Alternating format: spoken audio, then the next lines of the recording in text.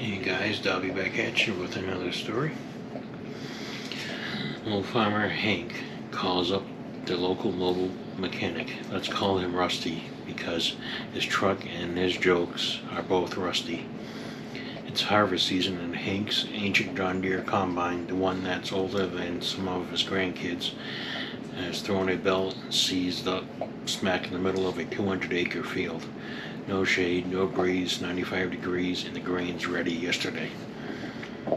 Rusty hauls his toolbox and a couple of come-alongs out there in his beat-up F350.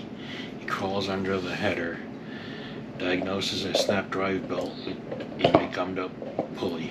Easy fix in theory. New belt, grease the bearings, back in business. But the combine's parked on a soft dirt after rain, and every time Rusty tries to jack it up a bit for better access, the jack sinks. So he improvises, props it with railroad ties from the fence line and some old cribbing. He's lying underneath, wrestling the new belt on, when he hears a faint thump thump thump in the distance. Looks like the farmer's teenage grandson is joyriding the four-wheeler across the field to bring Rusty a cold pop. Kid guns it, hits a rut, and the four-wheeler launches a perfect wheelie right toward the combine. Rusty yells, "Whoa, slow down," but it's too late. The four-wheeler clips one of the railroad ties propping the combine, knocks it loose, and the whole header end drops about 6 inches. With Rusty still under, the combine groans, shifts, and suddenly the header's resting on Rusty's toolbox like it's using it as a new support stand. Rusty's pen, not crushed, thankfully. The angle caught on the frame. But he can't move. He's yelling, "Boy, get off that thing and help me." Grandson panics, revs the four-wheeler to help pull it back, but instead hooks the bumper on the combine's hitch pin and yanks, ripping the entire hitch assembly clean off the frame with a metallic screech. Now the combine's header is fully unsupported on one side, slowly tipping like a drunk domino.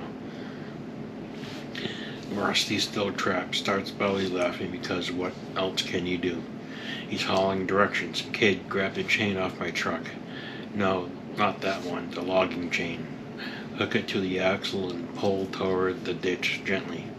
Grandson does it, but over cracks and yanks too hard. The chain snaps taut.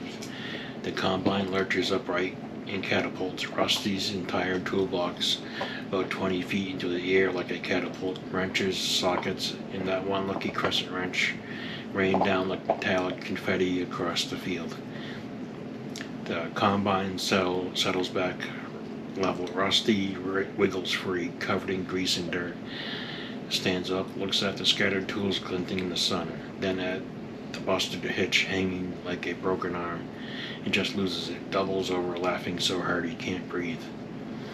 Grandson's white as a sheet, expecting to get chewed up. Hank rolls up in his pickup, sees the chaos. The flying toolbox story gets told, and the three of them sit on the tailgate passing around a warm soda, cracking up while the combine sits there like, "I didn't do anything." In the end, Rusty jury-rigged the hitch with baling wire and a fence post, ordered a new belt, and charged Hank half price because the entertainment was worth it. The kid got grounded for a week, but also got legendary status, the one who launched the toolbox. Moral of the story: out in farm country, when you're 30 miles from anywhere and something goes sideways, you either cry or you laugh till the coyotes join in. Thanks for listening, guys. And thanks for listening to my speech impediments and my Shatner-esque pauses. Remember to like, subscribe, and share. Thumbs up, thumbs down, whatever floats your boat. And I'll see you in the next one.